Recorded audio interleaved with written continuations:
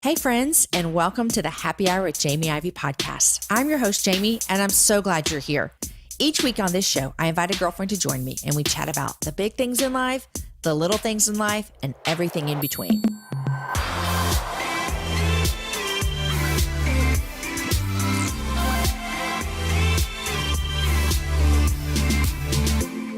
You guys, did you know that your skin can absorb up to 60% of what you put on it? So what goes on your skin can be as important as what goes in your body. I was just telling my kids about this the other day, so this is really, really important for us to know. Juice Beauty is a skincare and makeup line that is made with certified organic ingredients with a promise to always formulate without potentially harmful ingredients. Guys, go to juicebeauty.com/happy hour for exclusive savings on your first order when you use the code happyhour20 at checkout. Hey friends, you are listening to episode number 186, and my guest is Carrie Rozema. Carrie is a new friend of mine, and she flew in from Chicago a couple weeks ago to sit and share her story with me.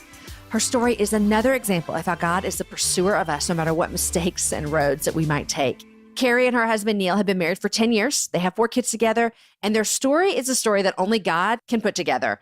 Carrie shares the story of her then boyfriend, Neal, getting arrested and sentenced to jail, and how she felt God telling her to stay when everyone around her was telling her to go. You're going to love hearing her story, and my prayer for you as you listen is that you will hear all the way that she allowed her life to be led by God and not man. Also, towards the end, she speaks directly to the church and God's people about how we can help men and women that have been incarcerated that enter into our churches.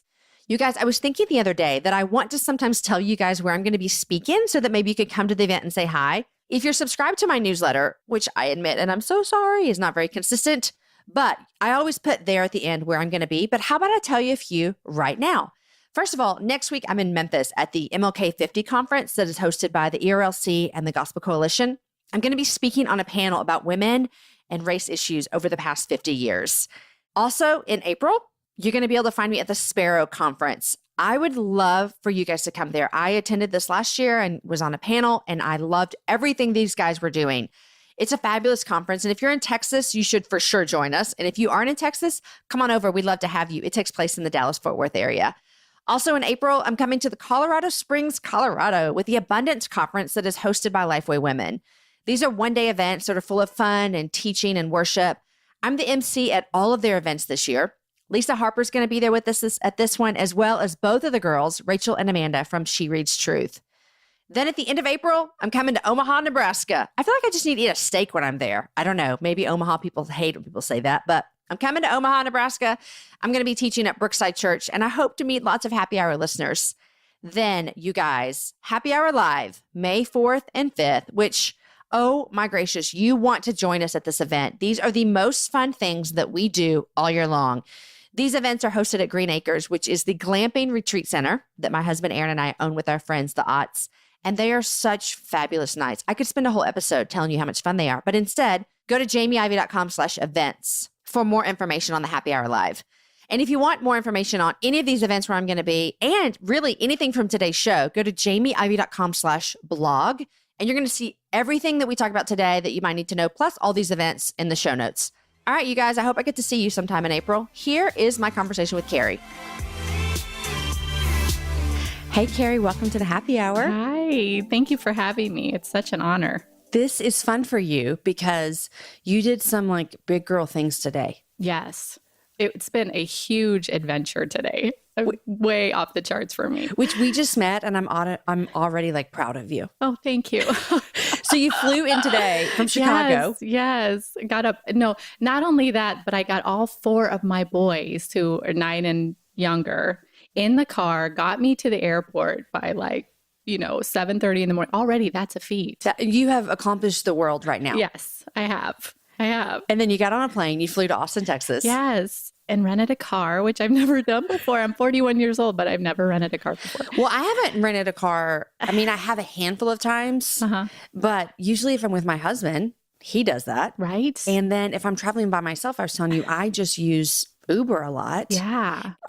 So you have come a long way to get here in these chairs today. Yes, ma'am, I have. Oh. But I'm super honored to be here. So thank I'm you. so glad that you're here. And you are one of those people who your story was sent in by a friend. Yes. And Cece. Cece. Yeah, let's give the shout out to Cece. Shout out to Cece. Mm-hmm. She's a happy hour listener. She is. And she sent it in, and your story, I just went, I think I'm going to need to hear more about this. Oh, yeah. Thank you. And so you said you would come and sit down with us. Yes, I know. It was really a surprise. She told me after the fact, actually, after I heard Would from you have said yes?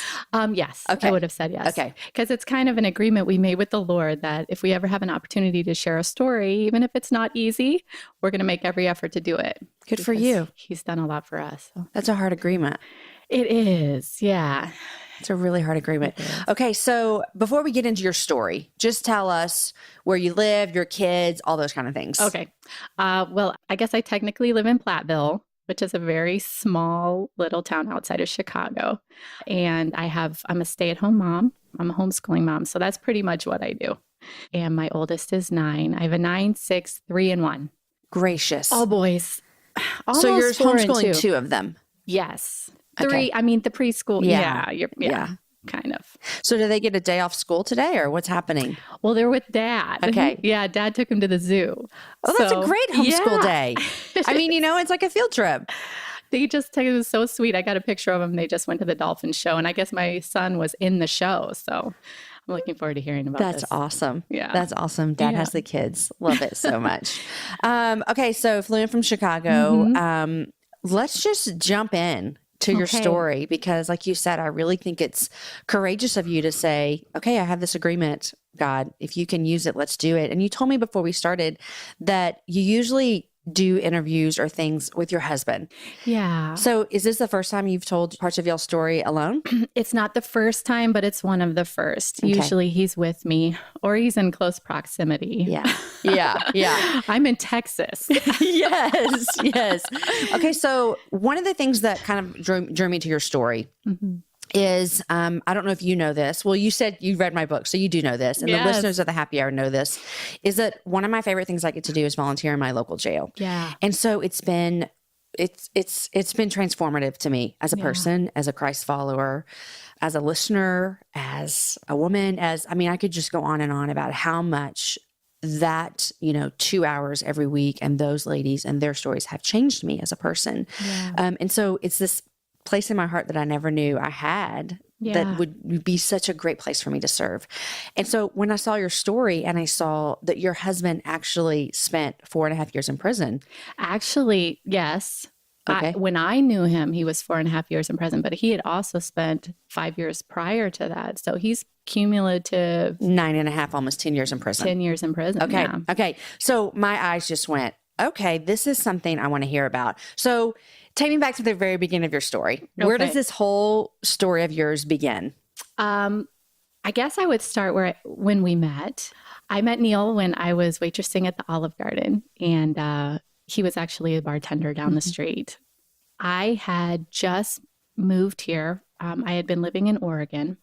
I had just moved in with my mom. I was 25 years old, and I was trying to get my feet on the ground because I had been in a really rough marriage for the past 3 years.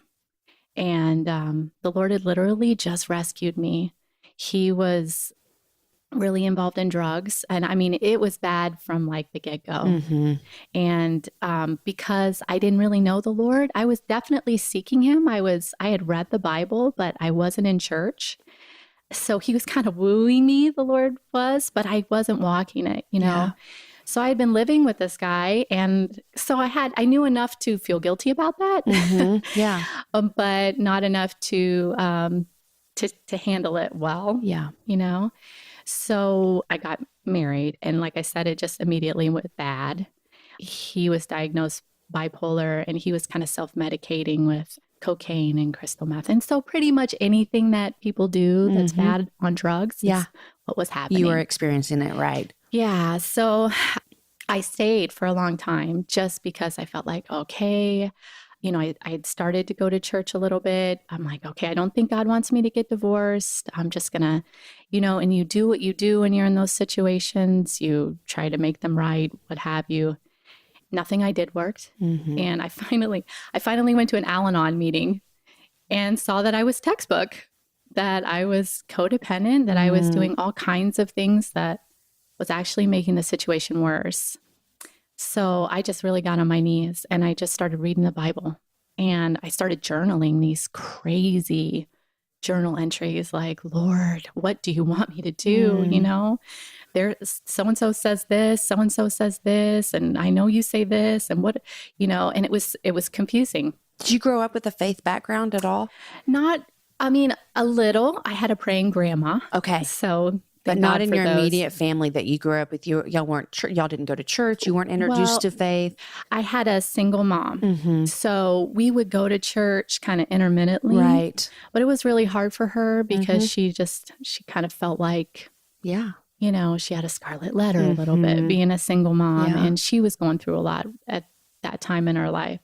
So no, I wouldn't say I had a real foundation. So all of a sudden you are reading your Bible and you are just asking God for help. And I'm telling you, I could feel the power in just reading the Bible. Isn't that crazy? Yeah, it would just wash over me like a peace that when I put it down, it would leave, you know, and then when I would go back to it, it'd come back. So it just like when I say the Lord was wooing me, that's exactly what it was. It was just like I love how you're explaining that, because Holly Hayes was a guest on the show just a couple of weeks ago, and she talks about the exact same thing. Is that she literally met God by just reading His Word before she even stepped into a church. Yeah, that's exactly what happened. It is truth that God's Word is active and it's living and it pierces our hearts. And I love it. Okay. And I needed church eventually. I needed that teaching because I didn't understand a lot what I was reading, but certainly it was weird that I read the whole Bible. And at the end of it, I was like, I think I'm a Christian. Wow. I really do.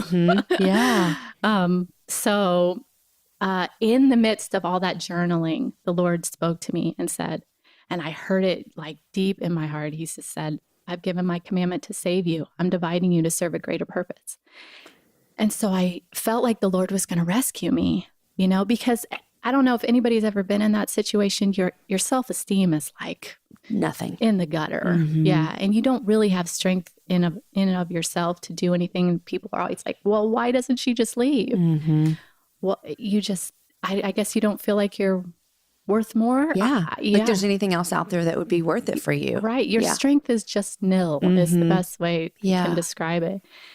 But I remember asking the Lord, and this was a few weeks later, I remember my dad had called me and said, you know what, Carrie, this isn't ever going to get better. And it was like when he said it, the Holy Spirit just spoke to me and I was like, it's time to go.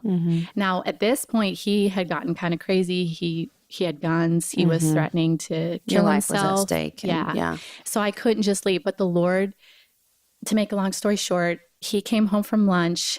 I was like, Lord, I don't know how I'm going to leave. He comes home from lunch. He gets a call 5 minutes later and his buddy says, hey, we're partying on the coast all weekend.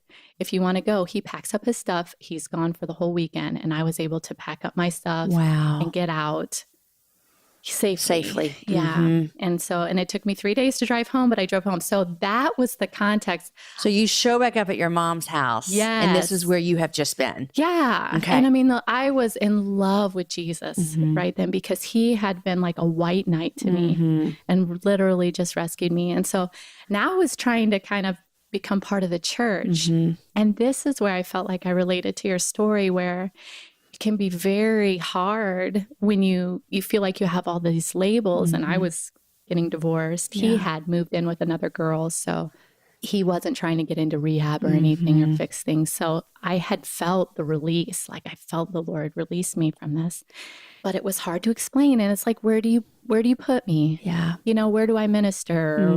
Where do I serve? Or showing up at a small group, you know, I talk about intimidating. Right. You hey, know let me tell you where I've just been. Yeah. You know, let me tell you my story, you know? And so I was waitressing and you're feeling like you've got one foot in church and you're trying, and then you've got one foot in the world and the world is more familiar to you. Yep. You know what I mean? And you almost feel more welcome. Yeah, I remember, and you said you just read my book, and so this will be, Yeah. You just did. I remember feeling that way Yeah. when I started following Jesus, and I always say that following Jesus for me at first was super hard Yeah. because I didn't feel like I fit in. Yes. And so for me, I understand what you're saying, and also I always felt, even though I knew what I was doing was wrong, Yeah. I didn't know how to change almost. Right. And Jesus changed my life drastically, but there were some areas of my life that I was just like, I don't know how to be different than this. Specifically for me, when I started dating my husband, he was the first guy I ever dated after I started following Jesus. And it was a struggle for me because I was like, wait, he doesn't want to sleep with me, or I hope he did want to, but he's not acting like he wants to sleep with me. Does he love me? Because I don't know what that feels like. And so it was just this new thing, and so you're working at Olive Garden, you're trying, you need the church, you want the church, the world is comfortable a little bit, we'll say that in a weird way. Right. And then you meet Neal. Yeah, he walks in with his mom, and he's Mr. Stud Bartender. And all the girls thought he was cute. And I was like, okay, I know this is bad news. Yeah. I am not going to touch this one. But he liked me. So he asked me out on a date. And what I had said when I left that marriage was, Lord, I am clearly dysfunctional in this area, because I remember thinking when I got married the first time that I was making a good choice. And so now you're looking back going, that was my best. Right. That was not a good choice, So I said, Lord, I clearly am dysfunctional in this. So if you want me to be with somebody, because I don't care at this point, I'll be a nun. Not that I'm Catholic, but whatever. Extreme, God. Yes. I will sell out to you completely. But if you do want me to marry somebody, I really want you to pick him. And so I completely surrendered in that.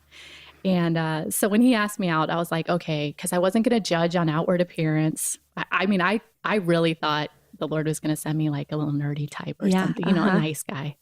And he would have been good father, whatever. Right. But not Neal, because he was way too good looking. Yeah. So I was like, don't worry, Lord, I got this, And we went out on a date, and I just let him have it. And I was like, you know what? I am a good girl. I'm going to church. I'm not going to be any fun for you. You told him all of these things on your first date. On the first date. Okay. I was like, I know you're a bartender. I know what you want, and that's not me. And I just remember him leaning back and just crossing his, arms over his chest and looking at me. And I think he quoted John 3:16, because I think he picked it up in, I don't know, Sunday school somewhere at some point in his childhood, and said, you're exactly what I'm looking for.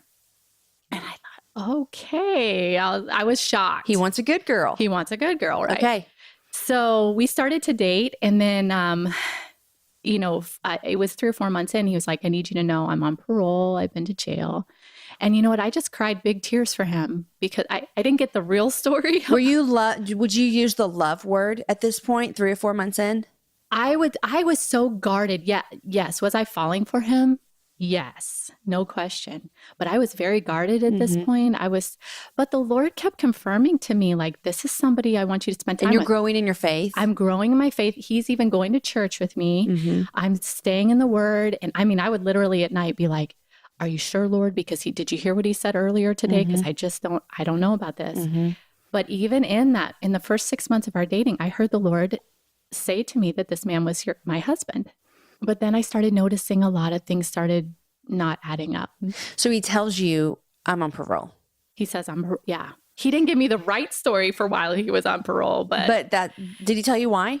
Yeah, not the real story. Okay, so he says I'm on parole. And, I'm just like thinking, if I'm dating, and I'm 25, which let me go back, 15 years here, that's going to be hard for me to hear. Yeah. Was it not hard for you to hear? You know what? What I remember is just this overwhelming sadness that he had been to jail. I just cried big tears. I mean, that's honestly how I felt. So I must have been in love because...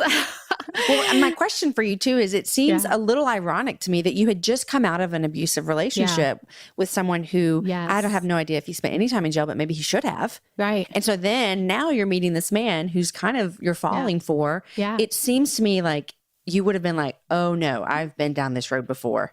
All I can say to you, Jamie, is that I had completely put him on the altar and said, God, whatever. I will do whatever you tell me to do. And every time I went to the Lord, and I mean, he would just bring a word to me. He spoke to me through pastors and teachers and, mainly through the word, he would assure me that this was somebody that he wanted me to be around. So I kept going. I kept walking in it, Okay. So he tells you, by the way, I'm on parole. Yeah. And you're just cried big tears. You're sad that he had been in jail. And then your relationship just continued. Yeah. But then I started to notice things like money started to go missing from my account. And like he would say, hey, I'm going to Walgreens, and he'd be gone like 3 hours, and even his eyes, sometimes I would look at his eyes and think, okay, something's not right. Cause I'd been around addiction. I mean, in college I had my experiences. So I knew a little bit about drug use, but I'd never, not to that extent. Yeah. Anyway. So, I remember it was the third time he had taken money from my account. He always copped to it, but I was like, I can't be with somebody that is taking money from my account. So I remember I just went home. I broke up with him. I said, Lord, I can't be with somebody that's doing this. And the Lord spoke to me. I remember sitting on my bed and I was just bawling. And he says, I want you to forgive him for everything. And it's like, what? But he put it so deep in me. I was like, where is he? I know this sounds like dumb girl stuff, but it wasn't. It wasn't dumb girl stuff to me. This was literally, I was hearing the Lord speak to me on this, and I was obeying him. For me, I would have been too scared to walk this out. Yeah, you know what I mean. So God says, forgive him. Yeah. So I go find him that evening. I said, listen, I don't know how we're going to get around this, but the Lord told me to forgive you for everything. So I'm going to do that. But in my mind, I'm thinking, how are you going to protect me, Lord? Because I don't know what's going on. Stole money from me. Yeah. And 2 weeks later, he was arrested. Had you guys talked about marriage at all? Yes. Okay. Yes. So it's not like you're just forgiving a random boyfriend. No. This is, you guys have said, we're going to get married. Yeah. We love each other. Right. Okay. No, in fact, he had given me a ring. This was six months in. He had given me a ring. And so you're committed. Yeah. Mm-hmm. Yeah. And so you forgive him. And then how many? 2 weeks later. 2 weeks later. Arrested. Yeah. Where were you when you found out that he was arrested? I got a phone call. He called me from the police station. He's like, there's been a mix up. I don't know what's going on. I'll be home shortly. And then he wasn't home that day. And the next day, meanwhile, one of the friends of his family was brave enough to call me and say, listen, I need to tell you something. Neal's a heroin addict. And she's like, you seem like a nice girl. I need to tell you this. And he's been in and out of jail. And I mean, I was like, what? Like the bottom fell out. Yeah. And especially you're like, I've done this. I've done this. I'm not doing this again. Yeah. And plus, he had always said, I'm the most anti-drug person you could ever meet. I mean, he swore up and down he wasn't on drugs. But in my mind, heroin was like the worst possible drug that you could use. Had your ex-husband? No. Okay. Meth. Yeah. Right. And so I remember seeing a documentary in high school where, they talked about heroin and it's like, nobody ever gets better. I mean, to me, it was like a death sentence. Right. So when I heard heroin, I was like, okay. Okay. So Neal calls from the police station. Yeah. There's been a mix up. No biggie. Yeah. Whatever. And then he never comes home. And then you didn't hear from him because, I mean, they're not giving you ample phone calls, I'm assuming, from the police station. Well, from county, eventually I get the phone call because he gets one phone call. And as soon as he calls me, I had just heard from this person that told me everything. I said, lose my number. I was like, you know what? I am 100% sure I have heard wrong from the Lord. And that was what was most devastating about the whole thing. It wasn't just the heartbreak, because I've been through heartbreak, It was feeling like not only could I not make my own good decisions, I couldn't even hear from the Lord. I had just totally blown it. I thought I was doing what the Lord was telling me to do, but clearly I was not. Did you, in that moment, because you hearing your story, you're now, God, I trust you. Did you feel as though, God, you failed? Neal's failed me, and God, you failed me as well. I did not feel like God had failed me. I felt like I was just completely dysfunctional. Yeah, I was too much of a mess. Was this another moment where you felt this lowest self-esteem, as in, here I am again making bad choices? Yeah, right. Like, is there any hope for me? And I remember I sat with a lady at church. It was 3 days later, and I was bawling my eyes out. And I was like, I can't believe I really thought the Lord told me he was my husband. I thought all these things. She said, well, maybe he wants you to pray and intercede for him. And it was like when she said that, the Holy Spirit went off like a bomb in my heart. And she gave me these book of like prayers to pray. And I took them home and I started to pray these prayers. And this is after you said, lose my number. Lose my number. Okay, yeah. so now you're praying for him. Now I start, throw down prayers for him. They were playing no games. It was like the Lord filled me up with faith. Like, this is what I'm supposed to do. And I saw him, it was 5 days later. I went to go visit him and I said, Neal, I was like, we're not engaged anymore. I said, but if you want me to pray and intercede for you, I believe that's what God is calling me to do. And he had already had this amazing like conversion experience on the other side in county jail, where he would explain it as it felt like Jesus was just walking around him in his jail cell.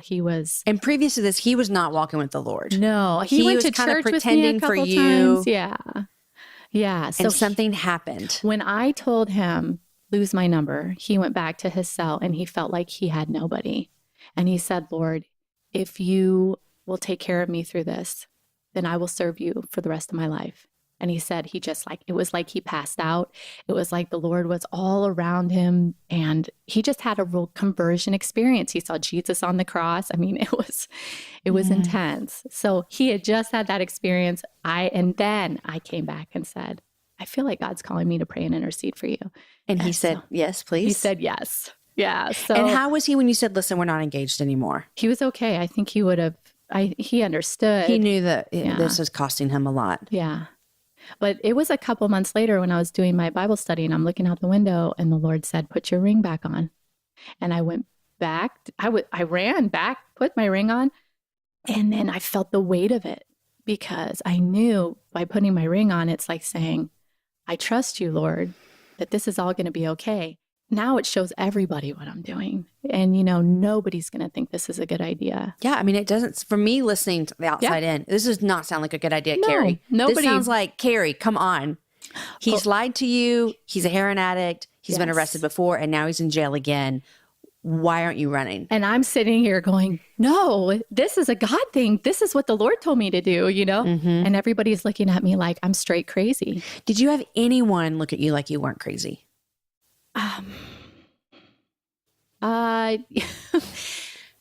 No, maybe the woman that said, told you to pray and intercede. Mm-hmm. Yeah. And there was occasionally, maybe a friend that would, but it was a very lonely walk. I can imagine. It was a very lonely walk. And then he got sentenced to 10 years, which, you do half your time and 6 months off for good behavior. So it was 4.5 years that he would be away. So were you at the sentencing? I was, yeah. How long was that after he was arrested? It was like 10 months or so after he was arrested. So during those 10 months, you're praying for him. He's a different person. Can you see that he's a different person? I can tell he's trying. But really, I got to tell you, it wasn't anything he was doing. It was really what was going on in my private time with the Lord. And whenever I would get scared or whenever I was unsure, the Lord would just speak to me. It was like, I felt like I had to keep my ear to his chest, like constantly to do it because I was way, way, way too afraid. And that's what it came. And that's what I tell even girls in that situation. It's like, this was not I can't do better, or I can't, there's nobody else out there for me, or it wasn't, it was literally following what I believed God was telling me to do,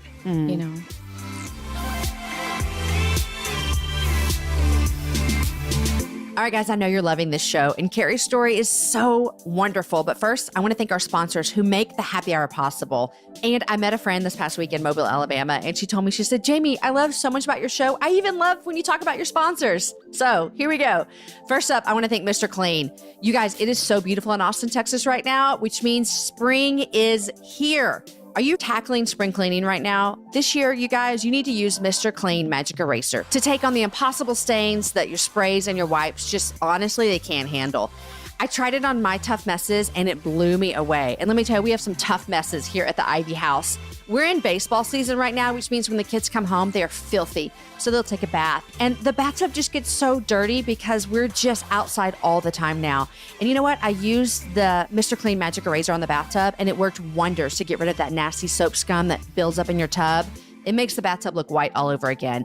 The great part about it also is all you have to do is wet it under the tap, give it a squeeze, and it's ready to erase. And because it cleans with water alone, you don't have to worry about harsh cleaning fumes or scents. So if you're about to take on your spring cleaning or your everyday bathroom cleaning like I do, you should definitely try Mr. Clean Magic Eraser. It makes cleaning your toughest kitchen and bathroom messes fast and easy. Go to mrclean.com/thehappyhour to see more ways the Magic Eraser can help you knock out impossible messes around the house. You guys, I'd also like to thank another sponsor of today's show, and that is Third Love. You know, I had someone text me recently and they said, okay, you talk about Third Love. Do you really like them? Like, she's like calling me out, and I said, actually, I love them. So here's the deal. When it comes to bra shopping, it's all about finding the right fit that is for you. And there's only one lingerie brand that offers bras in sizes AA through G, and that is Third Love. Third Love uses thousands of real women's measurements and super smoothing memory foam to create bras that fit and feel great. Sometimes we have bras that fit, but they don't feel great, or they feel great, but they don't fit. Third Love is out to create bras that fit and feel great. While most old school bra brands only carry 15 sizes, Third Love offers 60 sizes, including half cups, you guys, which no one else does. Third Love knows there's a perfect bra for everyone. So right now, they're offering my listeners, that's you, 15% off your first order. To find the bra you've been waiting for, all you have to do is answer a few simple questions from Third Love's Fit Finder quiz. Also, speaking of, another girlfriend texted me about what she found out about her breast size. After she took the Fit Finder quiz, we were both giggling. It's only going to take about 60 seconds. You can do it all from home. You never have to have that awkward fitting room experience with some random stranger feeling on your boobs. Guys, try a Third Love bra. It's so comfortable you might forget you're wearing it. And if you don't agree, returns and exchanges are easy and free. This year, you guys, make the change that will change the way you think about bras. Go to thirdlove.com/Jamie now to find the perfect fitting bra and get 15% off your first purchase. That's thirdlove.com/Jamie.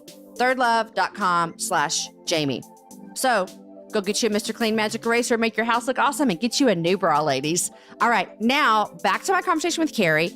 Let's see how God was working in her own personal life, no matter what was happening with her and Neal. This is what I love so much about her story. So we know the end of the story. We know that you and Neal are married now. Yeah. We know that you have 4 kids. We know all of that now. Yes. But do you get the sense of, this was, because I like how you said it was so personal for you. It wasn't about him. It was about you. Yeah. Had this not turned out the way it had Neal not come to Jesus, had none of this happened, it feels to me as though what you're saying is this was something that was so intimate between me and Jesus. That's exactly that. No matter, you didn't know the outcome, and had the outcome not happened like this, it still would have been what he was asking you to do. Yeah, I really felt like my ability to make decisions just wasn't very good. I was, for whatever reason, I needed the Lord to show me what to do, and I would follow him to the wall, and even if it meant everybody thought I was crazy.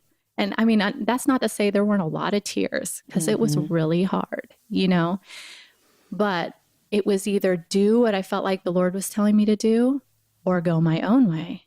And to me, it was like, well, what option do I have? I had people sit me down in church and say, listen, we feel like you're making a huge mistake. And, and they give me 18 really good reasons to not do what I was doing. Mm-hmm. And then all I could say to them was, I hear what you're saying, but this is what the Lord is telling me to do. Yeah. So what choice do I have? Yeah. As soon as I start listening to everybody else, I got nothing. Yeah. And that's what it felt like, Mm-hmm. Okay. So you're there at the sentencing, supporting him with your ring on? Yeah. And he knows all this? He does. He didn't think I was going to stay. After he got that 10-year sentence, he thought I was gone. So you're at the sentencing, which I've never been to a sentencing, but I can imagine it can be a little of a blow. I mean, that it's going to be a sentencing, but still to hear the words, I can imagine it's really hard. Yeah. He gets sentenced 10 years. Do you guys get to talk at the sentencing, or? He wouldn't even look at me. Yeah, no. And they took him away in handcuffs. So this was like for a theft of a gym locker. So nobody was really expecting 10 years, but because it's a third offense, it's Class X sentencing. So Yeah. you're 6 to 30. Yeah. So I wasn't expecting that.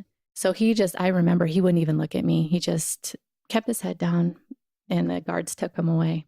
So then you go back and now you're like, okay, I'm engaged to this man. I'm praying for him. I'm interceding for him. And he has a 10-year sentence, which he's not going to spend the whole time. You're not going to do the whole time, but you are looking at at least 4 years. And you said, and these were like prime years. I mean, I was 26 then. He wasn't going to be home till 31. I'm like, okay, what if he comes home and he decides he wants to do heroin again? I mean, that happens more often than it doesn't. For sure. 100%. Yeah. And so I'm like, how can I, it was a very kind of a scary thing to look at, if I ever was going to have another life, it would have been then. But again, it just went back to, I know what God is telling me to do. So what happened in those 4.5 years? So he moved around from you're always trying to better your situation. He started out in a medium max. And I mean, this was 5 weeks after he got sentenced, and he just was skinny. He just looked like he hadn't slept. It was terrible. But, he worked in there. He was able to improve his situation, get to a better security and, easier to move. So he's not, in his cell all the time. I would drive 2 or 3 times a month to go wherever he was. Sometimes he was 2 hours away. Sometimes he was 5 hours away. And I think I sent him every Christian book known to man. Right.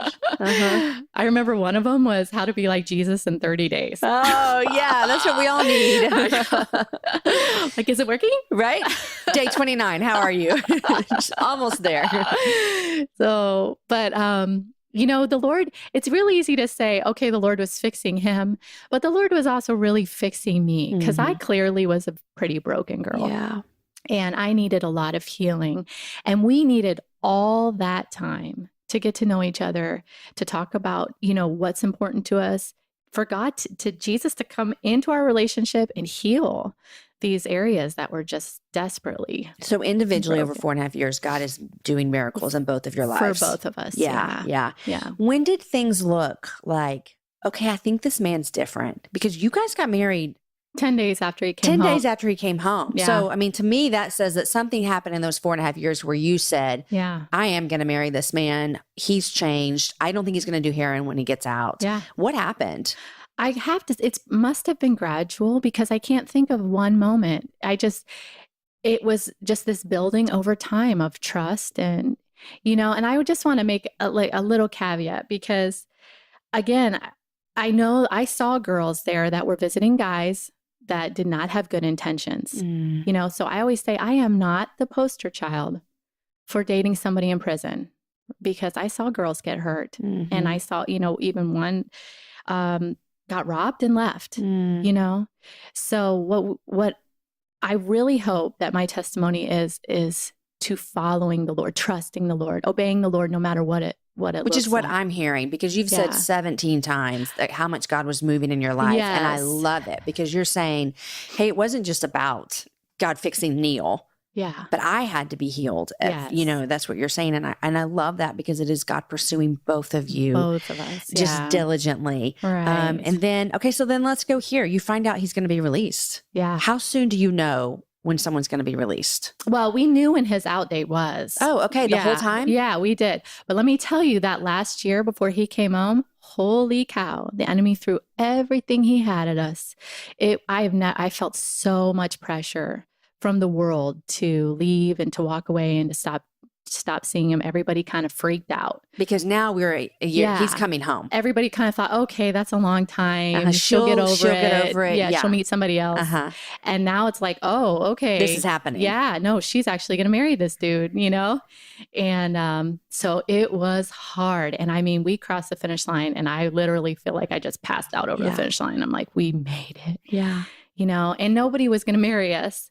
But he had literally stopped talking to his family, all his friends. He had no connections with the outside world because there was so much dysfunction and he had to sever it. I was the only person in his life, that was Jesus to him. And I knew he was my husband. So I was like, I am his home. So he gets out, you pick him up. Yeah, I pick him up. Is it true that you come out with like a bag? I don't remember. I mean, you see it on TV, and I know the girls at the jail talked about how they have what they came in with. Yeah, I think they had to pick it up later because if he has a lot of property, then you'd have to get, I want to say he had to mail some stuff home. I don't really remember because it was a while ago. He didn't have much. Yeah. Maybe a change of clothes. I know. Usually the girls will like leave it. I mean, they'll get the clothes they came in with, which for some of them, they don't fit anymore because they either gained weight or lost weight. Right. But anyhow, you pick him up. Yeah, we are. It's just surreal. I cannot even imagine. Yeah, it was surreal driving back. He was very quiet, looking around. And, that's something too that maybe the church can be aware. When guys are coming out of jail, it's a very traumatic thing when you've been in the institutions for years to face the outside world. I mean, there was a lot of stuff that he had to acclimate to, even being in crowds. Even to this day, it's hard for him to be in crowds, and like never sitting with your back towards a room, I mean, I remember sitting in Wendy's and he had to sit. So there's a lot of adjustment that goes on, even when you have Jesus, you've got to, and I had to get used to being around him too. So 10 days later, I was floating, girl. It was like, normally on that day you would be kind of scared. I had no fear. I can't explain it except it was just the peace of God. Wow. We walk in there. I think we paid $10. It was super cheap. Yeah. Everybody else looked freaked out, but we weren't. I mean, we were smiling. In fact, even the lady taking a picture was like, I just love marrying people like you. She had no idea, what we had just walked through. Yeah. But so you said, one of your fears, and I think this is a very valid fear, and it's probably a question that people that are listening asking, is one of your fears was, how do I know that you're not going to use again? And, you were married to an addict before, and I know that it can be terribly difficult to be married to an addict. Yeah. What, did you have that conversation? I don't think I did because he already knew. Yeah. I mean, that was a fear of yours. I had faith in God because I did not believe that God would call me to stay with him if Neal was going to go back to heroin. And so we never did have that conversation. I never looked at him like a heroin addict. I just believed he was my father. He loved me. He's not going to marry me off to a heroin addict. Yeah. And Neal hasn't. I mean, it's been 10 years and he's not. So 10 years. It was almost like, I know that sounds weird. It felt like it wasn't an issue anymore. Well, no, I mean, it's not weird when you say that, but I know people are wondering, like, okay, so how do you know this isn't going to happen? And I think it can be that way with so many things when we come in. I mean, when people are coming into marriages, we bring a lot of stuff with us and a lot of baggage to the table a lot of times. And there is just this trust of, I trust you, because I trust you, and you'd grown your relationship. And it's not like you just married some random man that got out of jail. No, we need to remember that as we're listening to your story. We're writing letters and we're spending a lot of time together. But the other thing is I, if you've ever gone to any Al-Anon meetings or you realize you can waste a lot of time wondering if they're using. You can waste a lot of time trying to control or manipulate or think about, is that really what they're doing or not? And what I had learned from my past and what I didn't want with Neal was for me to be that person. Yeah. And you know what? If he is using, God's going to show me. Yeah. And you know what? He's going to deliver me. Yeah. He's always going to take care of me because he loves me too. You know what I mean? Yeah. So I don't really have to be afraid. I love don't have to walk in that fear. I love it. Yeah. And if you're in a relationship like that and you're walking in it, it's like a prison. It's holding your own self captive. So 10 years later, 4 boys. Yeah. 4 boys, which boys are so fun. I have 3 boys and a girl. Yeah. And I love my daughter to death. But if God was like, would you like more children? I would say only boys. So I think that you're great. Well, you have a girl. I do have a girl. But girls are a little bit more dramatic than boys are. Boys are just so fun for their mamas. And 4 boys, 10 years of marriage. Yeah. Is it better than you imagined? No, Jamie, I have more now than I ever thought I would ever have. Like I had a single mom growing up, so I didn't allow myself to think I would be able to be a stay-at-home mom or married well, or, any of the things I have now. It's like the Lord has answered every quiet little desire. I haven't even asked the Lord for a lot of the things that he's given to me in my life. Yeah. And all these little men. Yeah. Remember earlier when you said you just felt as though you couldn't make these decisions. Yeah. And you're at the bottom. Yeah. What do you, when you look back and you think about that now and you see 10 years of marriage with your husband that you adore and your 4 kids. Yeah. How do you feel about yourself now? I feel like that is almost an advantage. When you get to the place where you realize, I cannot make good decisions without him, then that starts to kind of permeate into every part of your life. And so the fact, and I say this to I've said this before to people that have bad backgrounds like we do, sometimes it's good because you learn that you need Jesus in every part of your life. And as long as you are putting him first and in every, to the best of your ability, you're going to see breakthrough and good things happen in your life. Whether back then it was finding a mate, now it's parenting, and I don't know anything about parenting. But Jesus is helping you. But Jesus is helping me every day. And I know I have to ask him. So I almost want to say I'm more broken now than I was back then, in the sense that I know I need him. You know what I mean? And in him, I'm strong. Yeah. You know what I mean? It's almost like he brought you to a really good place where your dependency on him is more. Yeah. Which is really what we all need and have. We all need it. That's what it should be. But we get to a point where like, oh, I'm pretty good at life. Yes. I can do this on my own. Exactly. And especially if we had good models, and God bless those good models. And I hope I'm a good model to your my babies, kids too, But when you don't, and you're just all out dependent on the Lord, that's kind of a good place to be too, Well, I'm super just proud and honored for you to share your story here. Can I ask you a little bit of just like, with your husband serving time in prison, what does that look like for the church to love and minister to people who are coming out of prison? Yeah. You know what? It's been super hard. It's really been hard to find our place a lot of times. And like I said, there's certain things that you don't realize that they're going through that they do need help with, a little more rolling out the red carpet. You know what I mean? A lot of times. What do you mean by that? When you see people coming into church that are coming out of jail or abuse or extreme, prostitution, whatever it is, I really feel like the church has to be mindful that these people need some real celebrating. Because most of the time when they're walking in the door, they don't feel like they're there's anything to celebrate about. But they are trophies. Yeah. And Jesus loves them, and even if it means we have to overlook some things and go a little farther or take a little bit of a risk, as far as loving on people. When I say rolling out the red carpet, I mean maybe more so than your average person, because a lot of times these guys walk into church and they walk right back out because they look around and say, these aren't my people. Nobody's going to get me. Yeah. Yeah. They don't understand me. They got shame, the enemy's chirping in their ear, and some of it's true. There are people that champion you, but they keep you at arm's length. Right.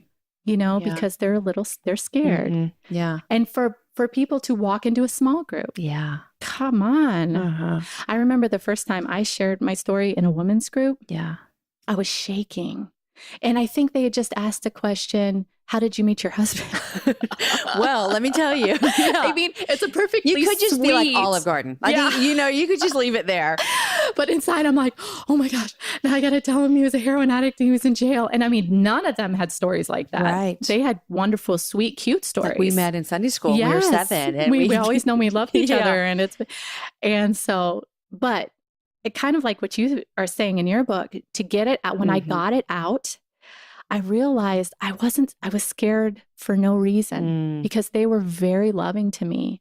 But all that is going off in your head, So, and imagine your husband. Yeah. You're not the one who spent the exactly. time in jail, Right. but Neal did. And You so, know? yeah. And he can be rough around the edges. Mm-hmm. He's intimidating. Yeah. Has the softest, he's the best man I know. Mm-hmm. And I mean that from my heart. Yeah. I don't know a better man. But he intimidates people, and so I always, I've always appreciated those people that took a step out and embraced us, even if we were kind of messy and hard. Yeah. Because they really did make a difference for us. So I love that. yeah. Do you still have some of the same people in your life that you did when you were dating Neal? Dating Neal? No. Okay. I was just curious. Everyone was like, Carrie, run. Oh, are there still those people in your life? Do you know what God has a sense of humor kind of, because I know they were very well intentioned. For sure. I mean, I'm sitting here and I'm wondering all the same things. Let's say that. Well, 10 years later, the Lord brought us back to that same church I was in. And for Easter last service, they put our testimony. This is a mega church. Like, there's a lot of people, 10,000, 7,000 people. I don't know. They put our testimony out for the whole church. And it was like the Lord, what's that scripture? The justice of your cause will shine like the noonday sun. And now it's like, oh, everything is okay. Like it was like the Lord does that. Yeah. He's the one that says, you honored me, you obeyed me. Right. And now the justice of your cause is going to shine. Yeah. Yeah. So. Well, I'm so thankful for you sharing your story, because I think a lot of times people can think, well, just to not see how God can work in the midst of some of these horrible things. Yeah. And for you, it looks like this. And for me, it looks like this. And for someone else, it looks like this. Yeah. But we're all saying the same thing, is that God is in the business of redeeming broken people. He is. And so he's so good at it. He's so good at it. And it's what he does so well. And so you're saying, I'm raising my hand. I was broken and God is putting me back together. And we are not always damaged goods. God is not in the business of damaged goods. He fully restores, what the enemy tries to take. Yeah. And we are new creations. Amen. So yes. Preach it, girl. Preach it, girl. Okay. So I'm just so thankful. Last question about this, and then I'm going to move on to something else. How do you and Neal talk with your children about this? Yeah, that's a very good question, because I know with Judge, he's my oldest. Judge. I love it. Thanks. It took us a while, but when we were on the 700 Club, hello. Yeah, they show up in our house and start filming. It's like, oh, okay. Exactly. So I try to tell the story as, in G-rated age version. Appropriate, right? But they know, they know that their dad, that Jesus saved them, and I'm just prayerful that their upbringing is so much different than Neal and I was, you know, and we really strive to put the Lord first and everything. So they know Jesus is somebody that changes people, radically. And I'm praying that gives them a sensitivity to people in the future. Totally. And they get a firsthand seat. Yeah. To Jesus changes someone radically. I mean, and they don't know you or your husband previous to Jesus radically changing your life, but they know you now, and they'll hear your stories, and they'll be able to see what a great God that we serve. Yeah. That can do this for my mom and dad. They adore their dad. I mean, it's like, bye, Mom. I Go know, to Texas. Yeah. They're having a blast. Yes. They adore him. So I'm praying that affection, all that affection, will affect them for good later. Well, thank you for sharing your story. Oh, thank you for letting me share it. So great. Okay. So I always ask my guests 3 things they're loving and what they're reading. So what are you loving these days, Carrie? Let's see. The first thing that I'm loving is we just moved to this little farmhouse out in the middle of the country. We just got out of a lot of debt, which was exciting. We did the whole Dave Ramsey thing, and so we're renting, but we're happier because, we're more free.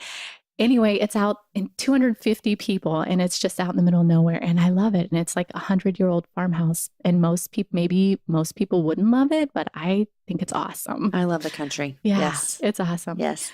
I guess dark chocolate would be in there for sure. Yeah. And my husband got me these 2 curling irons for Christmas. Tell me about them. I didn't know how to even work them. I had to YouTube it, like you had to wrap the hair around I'm like, where's the clip? What's it called? A beach waver? Yeah, maybe. I have the beach waver and I love it. Yeah. Okay. What are you reading? Rick Renner. Well, I actually just read your book. Thank you very all the way much. here, it was really good. And I'm really not just saying that. Thank and you. it's so important. And I have a little testimony too that I put out. It's called The Least of These, but it says almost the same. It's a very similar message. It's our testimony. Love it. But I include stories of biblical figures that were the big sinners and what might have been their story. Yeah. So reading your book, it was like, holy cow, this is very... Well, thank you. Yeah, and it's so good. Thank so you. important. Thank you. I'm also reading Rick Renner's Dress to Kill. Okay. Have you ever seen that? Spiritual Warfare. Okay. That's Awesome. a good one. And John Bevere's Killing Kryptonite. Okay. Yeah. Awesome. Yeah. Carrie, thank you. Thank you. Thank you. Thank you. No, thank you. This has been an honor. Thank you. Great. You keep saying what you're saying because it's even just, I mean, I was almost in tears on the plane coming here because I still need to hear that message. I still need to hear like you're worthy and it's, you're not damaged goods. I still need to hear it. Even just a month or two ago, I was struggling in church. I was feeling like, I don't know, I didn't feel like I had a lot of friends, feeling like I'm never going to be normal, And I'm prayerful about it. I'm like, Lord, do you want me to go? And he told me several times he wanted me to go, just kept confirming it in his word. That inward witness is what I'm talking about, I'm sitting in church and I'm worshiping and I get this picture in my head and it's Jesus and he's sitting right next to me in church. And he's smiling at me and he's looking at me and he speaks to me and he says, Carrie, you may not feel like anybody wants you here, but I want you here. And he's like, this isn't everybody else's church. This is my church. I'm the CEO, and you just got the impression like Jesus is in his church and he is watching it over it. He is the boss. And he was sitting right next to me like an honored guest. Yeah. And that's when I read your book, that's when it made me realize. And I just started to bawl. And every time I would stop crying, I'd see it again. I saw it like 4 times. I'm like, okay, I get it. You want me here. You love me. And I'm supposed to be here. So I think that's so cool that you're, calling that out for good. I'm glad. And I have to hear those messages as well. I mean, they never, I think we'll always need to hear them until we get home because the Satan is always going to continue to put lies into our heads and our hearts about what is truth. That's the truth. So thank you. Yeah. You guys, spring is here. It's here in Austin. It feels fabulous. And that means that spring cleaning is too. This year, I tried Mr. Clean Magic Eraser and it worked like magic. It cleaned the tough stuff that my sprays and wipes just couldn't handle, like burnt on stains on my stovetop and that stubborn ring around my bathtub that always shows up. It was so easy to use. You just wet it, squeeze it, and it's ready to erase. See what cleaning wonders it can do for your home by visiting mrclean.com/thehappyhour. Friends, I told you that you were going to love Carrie. In fact, I never bring a guest on you're not going to love. Don't you trust me by now? Guys, did you catch her saying that we need to do a little more of rolling out the red carpet for those people who are entering our churches from hard places? I was so challenged and encouraged by her words. I want to be this kind of person, and I hope that you do as well. Friends, today's show was edited by Chris with Podshaper, and the music was developed for the show by Matt Graham. Next week, my guest is Jackie Hill Perry. And friends, you are in for a treat. You've been asking for Jackie. I've been asking for Jackie, and here she is. I got to spend time with her a few weekends ago at the conference called Abundance that I told you about earlier in the show. Let me tell you, this girl loves God, she loves the church, and she can preach his word. I can't wait for you to hear our show. In fact, next week when the show airs, Jackie and I are going to both be in Memphis honoring Martin Luther King Jr. on the 50th anniversary of his assassination. You guys enjoy your week, share the show with a girlfriend, and have a happy hour with a friend. I will see you next week with my girl, Jackie Hill Perry.